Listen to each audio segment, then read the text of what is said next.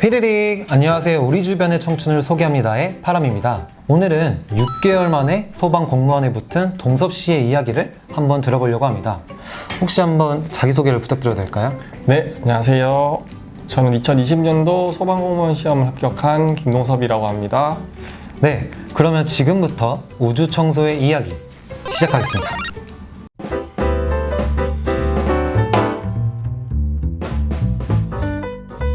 고등학교 때나 대학교 때 초반 때까지는 교사에 대한 어떤 계속 목표 때문에 계속 공부를 하셨었는데 혹시 뭐 막상 뭐 되긴 됐지만 뭐 아쉬움이나 뭐 미련 같은 건 없으셨나요?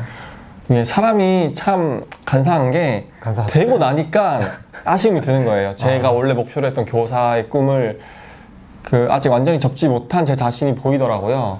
지금 현재도? 네, 지금 현재도 그런 생각을 가지고 있어요. 뭐 내가 뭐 교사를 해봤으면 어땠을까라는? 네. 근데 그거는 만약에 뭐 교사가 됐다고 하더라도 소방 공무원 해봤으면 어땠을까? 약간 이런 아쉬움이 들었을 것 같아요. 네. 그러니까 너무 이제 그런 거에 또 공무원 또 생활하면은 분명히 그런 생각 들 생각도 없이 열심히 일하실 거니까. 그죠. 네. 그럼 이제 본격적으로 좀 소방 공무원에 대한 이야기를 좀 하고 싶은데 9개월. 네, 9개월 맞아요. 9개월 만에 합격한 어떠한 비법이나 아니면은 좀 비결이 있을까요? 왜냐면은 이게 정말 쉽지 않은 거거든요. 왜냐면 몇 년씩 하는 분들도 많으시니까 좀 그러한 좀 노하우나 팁들 이런 게 있으면은 공유해 주시면 좋을 것 같아요. 공무원 시험 자체가 여러분이 생각하는 것보다 그렇게 어렵지가 않아요. 어렵지 않다함은 저희가 대학 진학을 해서 수능 시험을 거의 다 쳐봤잖아요. 그 수능에 비해서 난이도도 쉬울 뿐더러 수능은 오지선다형인데 공무원 수험은 7급 공무원 이상이 아닌 이상 다 사지선다형이에요. 그래서 그 부담이 훨씬 적고요. 대신에 그렇게 난이도가 높지 않지만 왜 그렇게 합격이 어렵냐 함은 틀리지를 말아야 돼요. 쉬운 대신에 거의 다 맞아야 돼요. 이게 공무원 시험의 핵심이거든요. 약간 물수능 같은. 네네. 그래서 공무원 시험은 그게 참 힘든 것 같아요. 오히려 풀어서 막 80점, 90점 나오는데 나 괜찮은데? 왜 떨어지지 했는데 100점을 맞으신 분들이 훨씬 많거나 그렇게 되는 거죠. 그리고 좀 제 수험 생활을 좀 얘기를 해보자면은 저는 이제 아침 9시부터 밤 12시까지 이렇게 공부를 했었고요. 이렇게 공부를 하다가도 월, 수, 금은 체력학원을 가는 날이었어요. 체력 학원이요? 네네, 체력 학원이. 학원이 또 뭐 따로 있나 보네. 네네. 그 소방 공무원이라든지 경찰 공무원을 준비하는 사람들을 위해 체력 학원이 따로 있어요. 그래서 평소에는 이제 9시부터 12시까지 공부를 하고 이제 월, 수, 금 같은 경우에는 그런 체력 학원을 병행했었고요. 이게 또 9시부터 12시까지 앉아 있는다고 다 공부를 하는 건 아니거든요. 그냥 순공 시간이라는 개념을 많이 쓰세요. 어떤 거? 순공 시간이요. 순공. 네네. 순수 공부 시간이라고.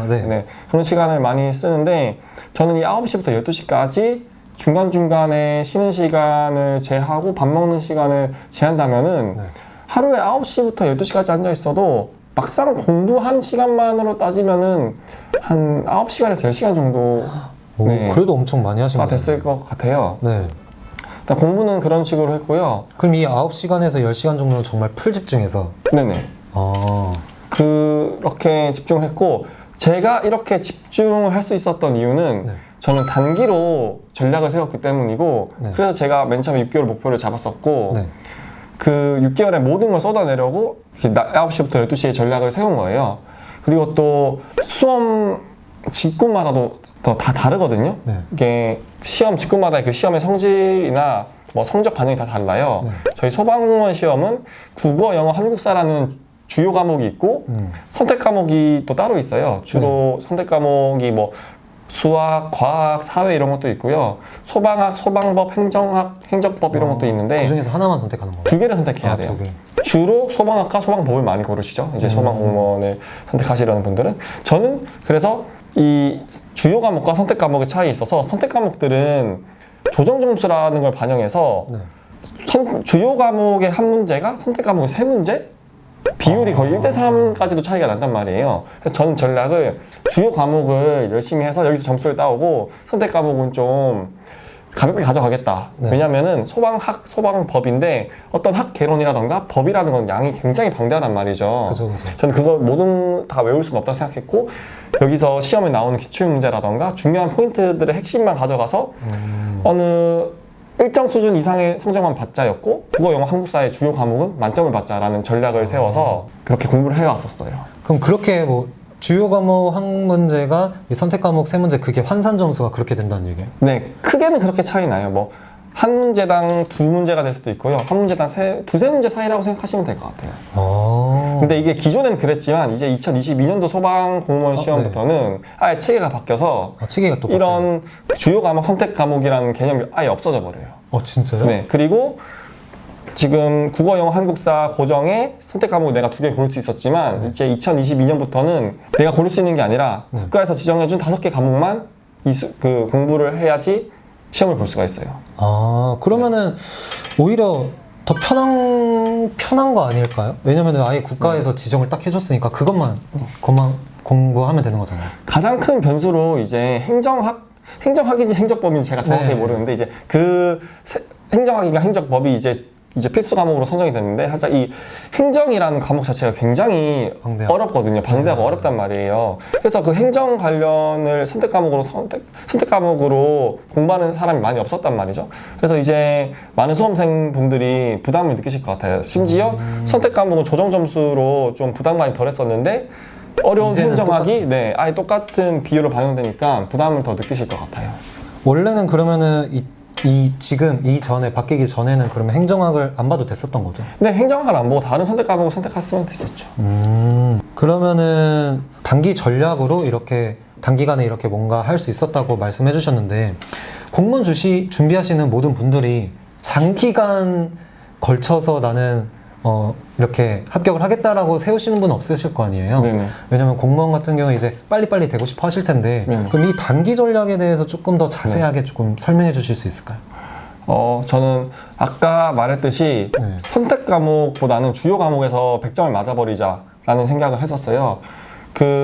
주요 과목에서 100점을 맞는다는 것 자체가 굉장히 든든한 거거든요. 그쵸. 그러니까 이 선택 과목을 아무리 못해도 주요 과목이 다 100점이면은 합격의 가능성을 높일 수가 있고 저는 또 단기 목표를 세웠던 게 이 소방 공무원 체력이 굉장히 어려워요. 이게 공무원 수험 중에 체력을 반영하는 공무원 직군 중에는 가장 어려운 축에 속하거든요. 근데 저는 운이 좋게도 제가 좀 몸무게가 많이 나가지 않고 키가 큰 그런 신체적 특성 때문에 그 체력 과목에 유리함을 가져올 수 있었어요. 어떤 부분에서 유리한 거죠? 제자리 멀리 뛰기라던가 윗몸 일으키기라던가 이런 부분에 있어서 아니면은 뭐 유연성이라던가 그런 부분에 있어서 저는 저의 신체적 특성에 이점을 이용할 수 있었기 때문에 이 신체적 특성 덕분에라도 남들보다 몇 발짝 앞설 수 있었던 거죠. 거기에 이제 그 주요 과목을 만점 받는다는 전략을 세우니까 저는 이 두 개를 합치면은 빨리 끝낼 수 있겠구나 라는 생각이 들더라고요. 이거는 좀 소방공무원에 한정된 얘기인 것 같긴 해요.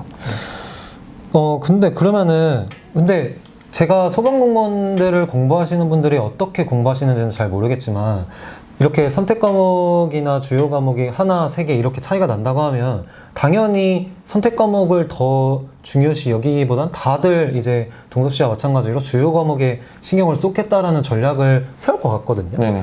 근데 이제 다른 분들하고는 조금 차별화된 뭔가 전략은 없을까요? 그래도 6개월 만에, 9개월 만에 됐으니까.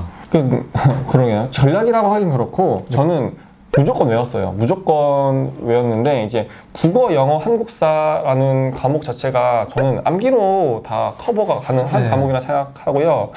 그 뒷과목을 공부함에 있어서 책이 굉장히 두꺼워요. 책이 굉장히 두꺼운데 그 책의 모든 내용들을 저만의 노트로 간략 요약했거든요. 그러니까 요약 정리집을 만든 거죠. 그래서 이 두꺼운 책이 한 A4 용지 8, 9페이지 정도로 정리 요약이 되는 거죠.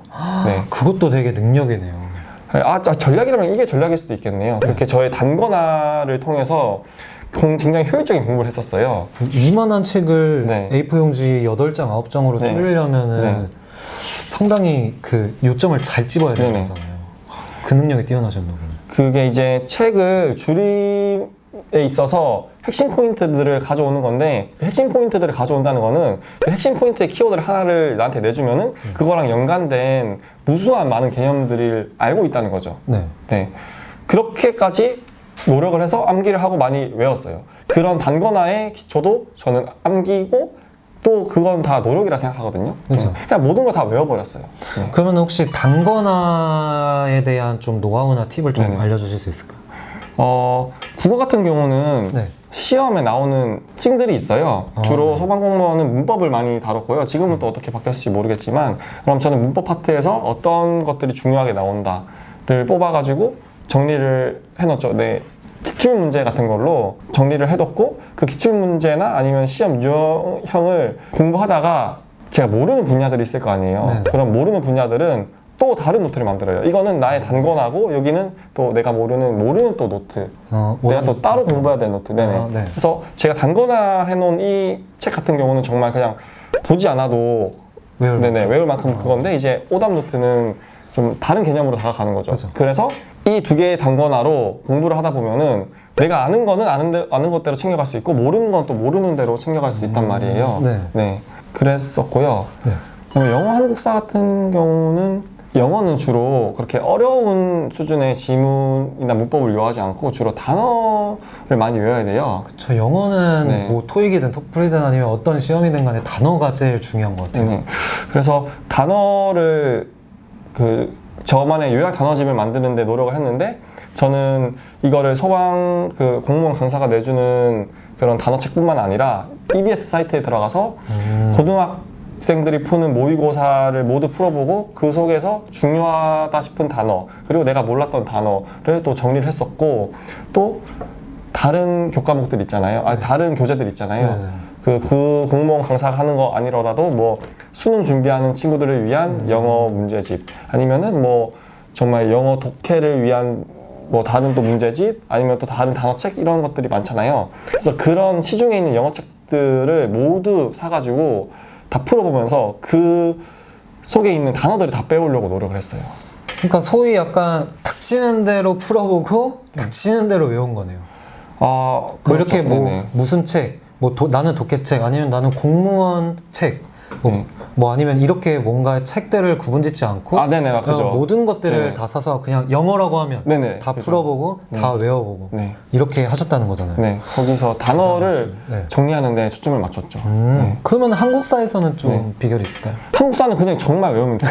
계속 제가 지금까지 암기라고만 얘기했는데 한국사는 정말 외우면 되고요. 네. 한국사는 사실 시대적 흐름이라는 게 있어요. 네. 그래서 굉장히 재밌게 공부할 수 있었고 네. 한국사를 공부하면서 또 공무원 한국사랑 우리가 고등학교 때 배웠던 한국사랑은 조금 다른 부분들이 있어요.